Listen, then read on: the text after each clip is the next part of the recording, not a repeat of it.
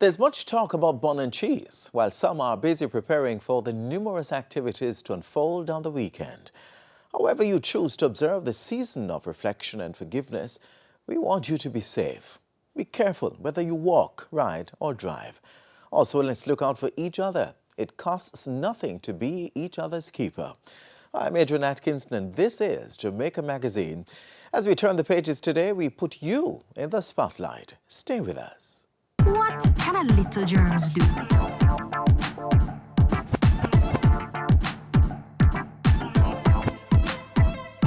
Pink eye running belly, even flu. Germs can make them happen to you. Put germs on our manners with these. Cover your mouth when you cough and sneeze. Always wash your hand with water and soap. Keep dirty hands from your eyes and your nose and your mouth. You don't want to be sick, take care. Practice every day, no germs around here. A message from the Ministry of Health.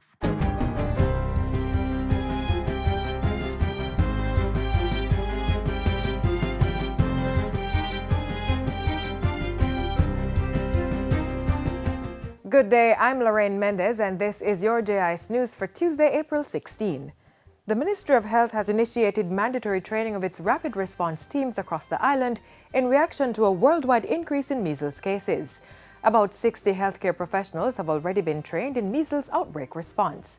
The Health Ministry says information on administering the measles vaccine to children aged 12 and 18 months have been communicated to all parish health teams. Members of the public, especially parents, are urged to visit the nearest health centre to ensure their children are fully vaccinated, as measles kills more children than any other vaccine-preventable disease. The Health Ministry says in addition to sensitizing doctors and health professionals, it has started a public education campaign to inform and safeguard the public against measles. Measles typically begins with a high fever, cough, runny nose and red, watery eyes. A few days later, tiny white spots may appear inside the mouth, and following that, a rash of flat red spots appear on the face, neck, arms, legs and feet. Still on health, children needing cardiac services now have access to a $5 million state-of-the-art facility at the Bustamante Hospital for Children. The 10-bed Pediatric Cardiac Center was opened yesterday. It includes an intensive care unit, operating theatre and biplane catheterization laboratory, and offers surgical and aftercare cardiac services. The facility was built through a partnership involving the National Health Fund, Chain of Hope Jamaica, Gift of Life, Digicel, Sagicor, Rotary Club and the Shaggy Make a Difference Foundation. Partnerships work, and we must embrace it, we must support it, we must accommodate it without fear or favor, as long as those objectives are aligned. And I believe that is the case today. In addition to carrying out cardiac procedures, the center is expected to provide specialized training for surgeons, nurses and other pediatric cardiac personnel, as well as doing research. Meanwhile, Health Minister Dr. Christopher Tufton has unveiled plans to build a 20-bed facility to support the pre- and post-care of the Pediatric Cardiac Center's catheterization laboratory and operating suite. It's expected to cost up to $100 million to build and equip the facility.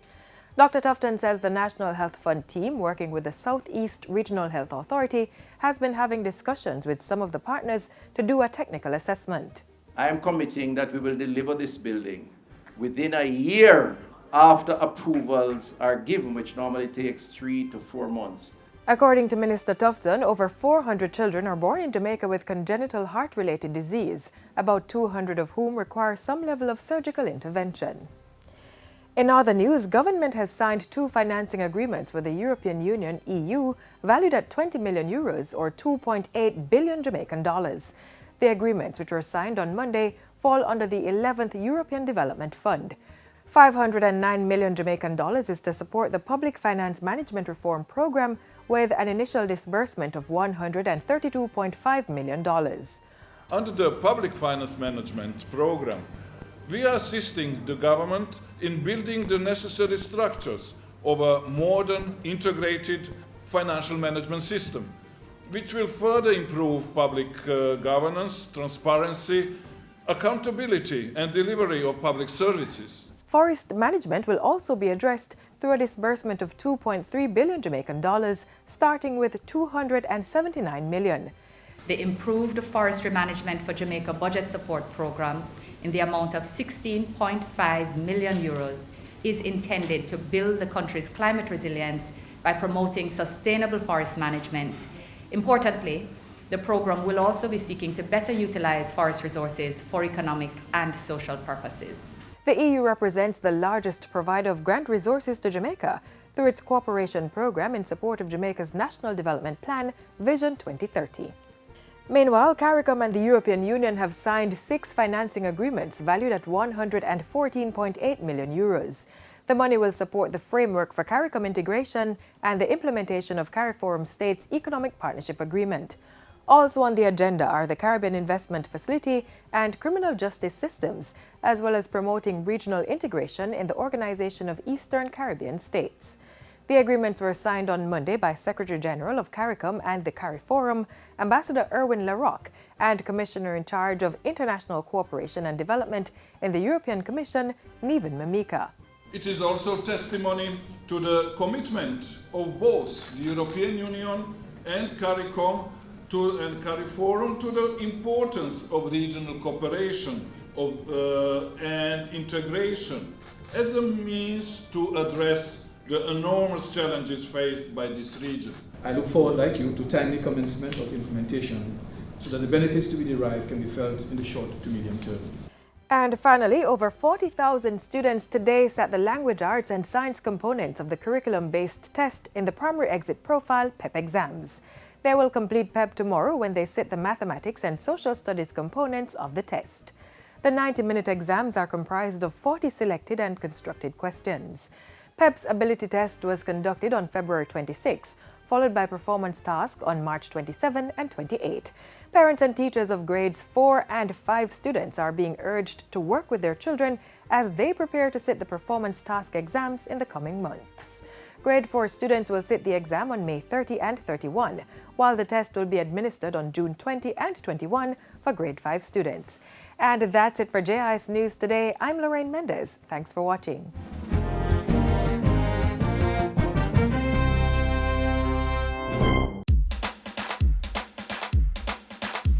We want a productive Jamaica. We all are productive Jamaicans. Productivity to move forward on this land. Productivity, that's the way to go, we should understand. Productivity is the way to go for all us Jamaicans. Small business, big business, old and young, we are tell every woman and man. We want growth and prosperity for a better nation with a building plan. So we can build our product and sell our product and put more money in our hand. Our economy can rise to a level and build a better nation. Productivity to move forward on this land. Productivity, that's the way to go, we should understand. Productivity to move forward on this land. Productivity, that's the way to go, we should understand. Productivity. Productivity, pathway to prosperity. A message brought to you by the Jamaica Productivity Center, a department of the Ministry of Labour and Social Security. Up next, the latest happenings out of the office of the Prime Minister.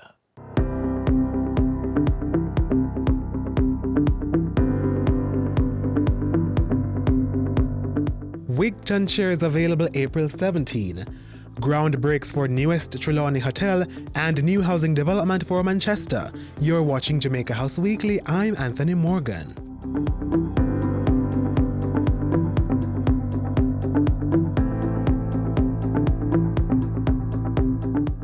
Government will be carefully reviewing the Supreme Court's ruling on the 2017 National Identification and Registration Act, NIDS. On Friday, the High Court unanimously declared the NIDS Act null and void and of no legal effect. The court said the decision was based on the fact that the unconstitutional provisions of the law could not be severed from the rest of the Act. Earlier in the week, Prime Minister Andrew Holness announced that shares in Wigton Wind Farm Limited would go on sale between April 17 and May 1. The 11 billion shares, 2.2 billion of which will be reserved for public sector workers, will be sold at 50 cents each. This is the best way of giving back to the people of the country. This is the best way of achieving the goal of socialization of wealth. The Prime Minister was speaking on Tuesday at Wigton Wind Farm's breakfast briefing. He reiterated his administration's intentions to transform Jamaica into an ownership society. He said this would be done through the continued placement of well-run government entities on the Jamaica Stock Exchange. Our strategy is not welfare. Our strategy is wealth creation. And I know that in the minds of many Jamaicans, there is a fear almost that wealth creation is synonymous with exploitation.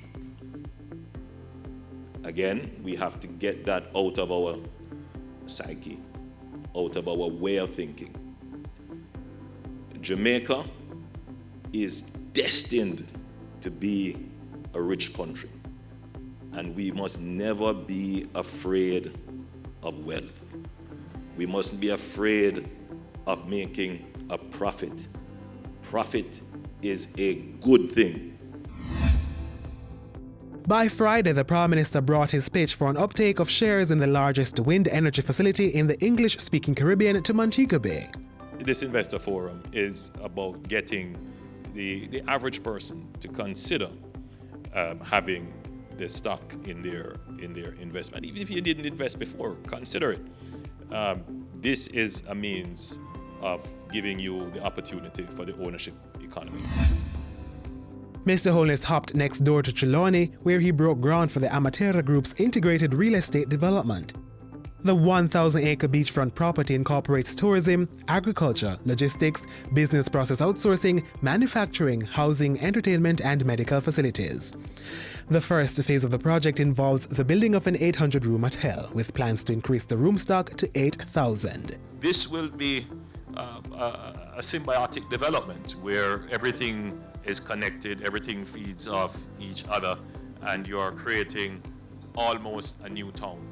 And the government is very supportive of that, and we will do all within our powers to ensure that it is a reality. Before that, Mr. Holness dispatched the minister responsible for the Education Ministry, Carl Samuda, to St. Catherine High School for the opening of a science lab. The institution, which is the Prime Minister's alma mater, received a $10.5 million refurbished science laboratory, courtesy of the Digicel Foundation. At Wednesday's opening, Minister Samuda said the upgraded science lab would better position students for careers in science, technology, engineering, and mathematics. The opportunities that have opened for you because of the advancement of technology has put you in a new world, a world that offers endless opportunities for you at St. Catherine High and other schools like this. On Thursday, the Prime Minister was represented by Minister Pernell Charles Jr. at the groundbreaking ceremony for the latest National Housing Trust development in Manchester. Perth Estate Phase 1A will consist of 72-bedroom detached houses and 48 serviced lots to sit on 45.48 acres of land. Minister Charles Jr. told residents of plans to improve their water supply system. It's part of a $1 billion upgrade of the Greater Mandeville water supply system. We expect that through the general works that's being done to improve the overall Greater Mandeville water supply, which includes the development of 2 wells in Hanson and Cassava Factory at Goshen in St. Elizabeth, which includes the supply and installation of additional pumping equipment for the Gutters and Spur Tree relief stations, which includes what is already in progress, the supply and installation of pumping equipment for number 4, and upgrades to the transmission and distribution network. And that's how we close out Jamaica House Weekly. Be sure to join us again next time for more of the news stories coming out of the Office of the Prime Minister.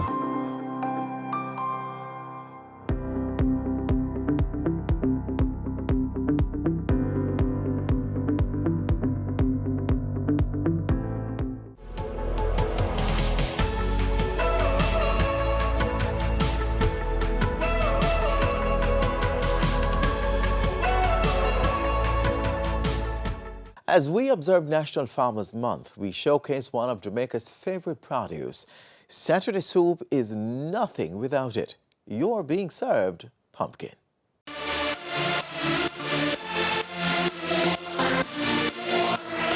This is the Stony Hill Development Area Committee Pumpkin Festival.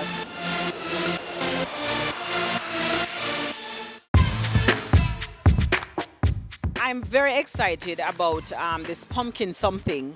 here happening in Golden Spring, and we have a variety of farmers group from the West Rural area coming out. We had a festival actually last year, coffee. And what the group said to me when I met with them the last time, the DAC, they mentioned, Miss, we did coffee last year. Let us try something new. There's a lot of pumpkin in the area. This area, West Rural St. Andrew, a lot of farmers are within this community. The Managing CDC is a new entity in our community. We saw the need for some community development, and we partner with the SDC to form this group. We're 1 year old. I am very proud of our pumpkin cheesecake. Apart from our pumpkin cheesecake, we have a pumpkin chutney. It's similar to a salsa dip. We have our pumpkin pudding, we have a pumpkin bread, we have a pumpkin fruit cake, we have pumpkin chips, we have a pumpkin punch. We have a lot of things on offering today. We also have a farmers market where we're selling pumpkins, as you can see, and we have food being done on display right now for everybody to enjoy. The pumpkin saltfish fritters, we made a flour from the grounded pumpkin, and I think that is the #1 seller today. Mount James has on display pumpkin coffee, we have a pumpkin rum cream, we have pumpkin chutney, we have a pumpkin oatmeal cookie with walnut and raisin, we have pumpkin spread, we have pumpkin fruit cake, we have a pumpkin freshener and other products. We have a pumpkin hot sauce. O'Neill has, we have a pumpkin rock cake, we have a pumpkin punch, we have pumpkin fritters, we have pumpkin cake, we have pumpkin dukuno, and we also have pumpkin pie. And we also have a pumpkin ketchup. SDC is one of the entities that we work with, because as a social service officer of the parish, I work with a number of groups to utilize what we grow. You can utilize the pumpkin in another number of ways. You can make your soups, you can make your jams, you can make your cakes, you can make different drinks. Person's talking about going healthy. It is one of the cheaper vegetables that you can utilize to get your nutrients. And in terms of diet, person's talking about eating properly now and not consuming the whole heap of cholesterol. The pumpkin fits right in there. I love pumpkin. I mean, pumpkin is one of the things we give to babies from their babies that they actually they're not squeamish about. I love it, and so it's not something that people would shy away from. So I think it's a good thing to actually use in pretty much anything. A lot of Jamaicans love pumpkin soup. One of the aim of this activity is to see how we can help communities to generate some sort of income. They have the products in the community. How is it now that they can use this product now as a sort of local economic initiative? And this activity that we're having here today, it falls under our local economic development support program. Food is good. It's exciting. I'm quite. I was impressed really when I saw all the displays of the various pumpkin, what pumpkin can make. I like the pumpkin juice. I like the different kind of pumpkin treats. The rock cake was good, and now I'm having a pumpkin soup. It's the first coming to a pumpkin show. It's exciting, it's informative, and it's creative. It's nice being here. Food's good. I had the pumpkin rum down with the salad, and I also had the pumpkin cheesecake. That was really good. I'd suggest you people to try.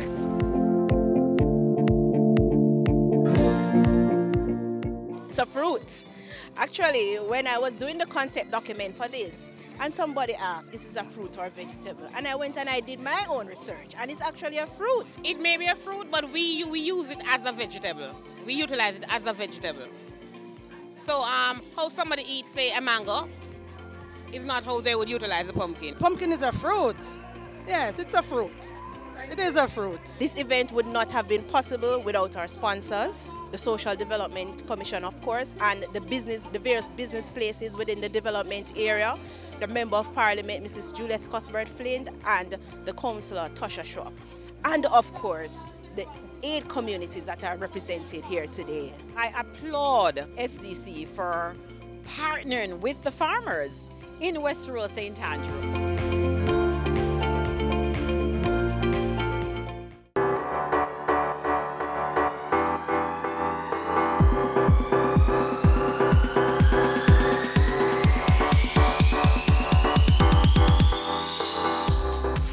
single most popular pastime of any traveler is seeking out that unique and special item as a personal memento or as a gift for a family or friend when he or she returns home.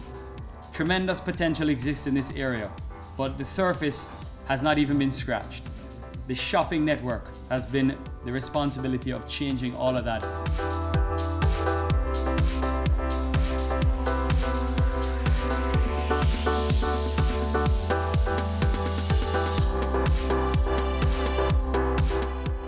Within the next 3 to 4 years, about 3,000 rooms will be added to the accommodations sector.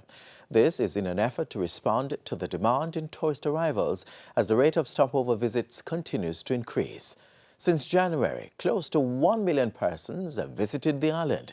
See now the new hotels and resorts on the rise to accommodate them.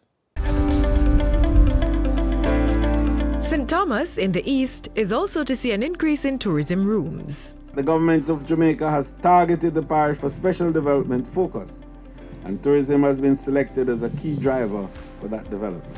We are currently developing what we call the newest destination in Jamaica, and it is the St. Thomas tourism destination. More than 6,000 rooms are being added to Destination Jamaica within 5 years by the year 2021.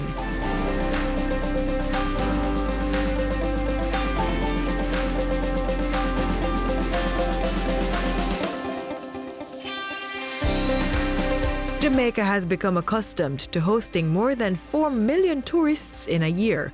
4.3 million persons vacationed here in 2018. With sharp advertisements and an alluring culture, the people keep coming. Like any good host, the country must have a roof under which to put these visitors, especially since they're being invited to the home of all right. So the Tourism Ministry is on a drive to boost the accommodations sector. Expansion of Jamaica's hotel room stock will serve to further propel the economy by providing opportunities for local stakeholders such as manufacturers, farmers, and a host of tourism beneficiaries. Tourism now has a penetration capacity that we must enable. That the earnings from tourism can now penetrate the economy of Jamaica and is influencing all the consumption patterns within the economy. The potential for further growth in Jamaica's tourism is limitless. Accommodation increase is a win-win arrangement, spurring investment in terms of job creation and wealth generation. In a few months, we will have a new resort here of 1,000 rooms. But more importantly, we will have more than 1,000 workers. That means that we would have assisted more than 1,000 households in lifting themselves out of poverty. And that is the shared benefit of investment. Hotels that have opened in recent years include the S Hotel in Montego Bay, St. James. This European-planned EP design hotel represents the dawn of a new era for the city's business community on the hip strip where the resort is located. The 120-room S Hotel features spa suites, lounges, and a private pool for the 5th and 6th floors, a sky deck, and pool bar. The Excellence Group Luxury Hotels and Resorts now operates a $110 million property in Oyster Bay, Trelawney. It's a 315-room world-class luxury hotel brand. There's also Zoetry Montego Bay and Breathless Montego Bay, which opened nearly 3 years ago. It's possible for us to have turnaround time for major construction that is less than 18 months. And that's very important for us, as it is also very important for us to satisfy our investors. Investment in the accommodations sector also comes from local stakeholders. The Sagicor Group opened the Jewel Grand Montego Bay Resort and Spa. By the end of 2019, rooms to come include 500 at the Spanish hotel chain H10's Ocean Coral Spring in Falmouth, Trelawney. The $250 million investment will have ready rooms by December. Trelawney, in the next 3 years, will have the second largest inventory of tourism rooms in Jamaica, because the expansion of Royalton is on track. Another 1,200 rooms, 6 on each side. The expansion of Oyster Bay is on track. Another 500 rooms. Then there is Amatera next door, which will start with 1,200 rooms. And then there is harmonization to come with another 2,000 or so rooms. Here we are, in addition to what now exists, that pretty close to 8,000 rooms will be in Trelawney in the next 3 to 5 years. In boosting the accommodation sector, the Tourism Ministry is also encouraging investors to develop a variety of offerings. Special needs tourism is one of the new and exciting areas that has potential here in Jamaica. We're looking at how we can help to fund and retrofit some of these smaller hotels in the context of the SMTE. The home of reggae has over 33,000 rooms specially prepared for visitors. Within a few years, that number is set to increase to over 40,000. Destination Jamaica, the place of sun, sea, sand, and rooms.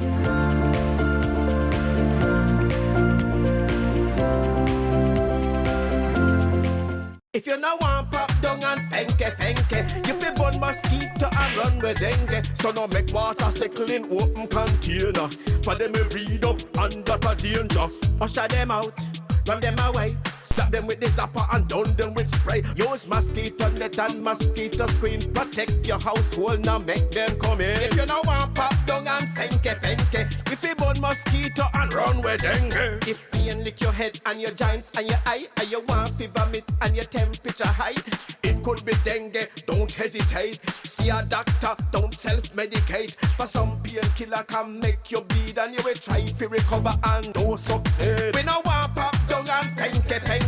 We fi burn mosquito and run with dengue. A message from the Ministry of Health.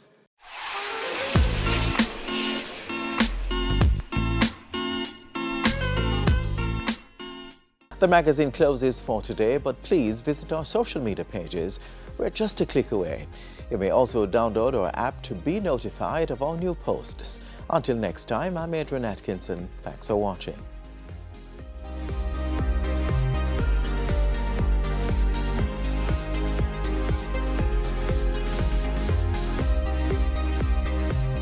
This has been a production of the Jamaica Information Service, the voice of Jamaica.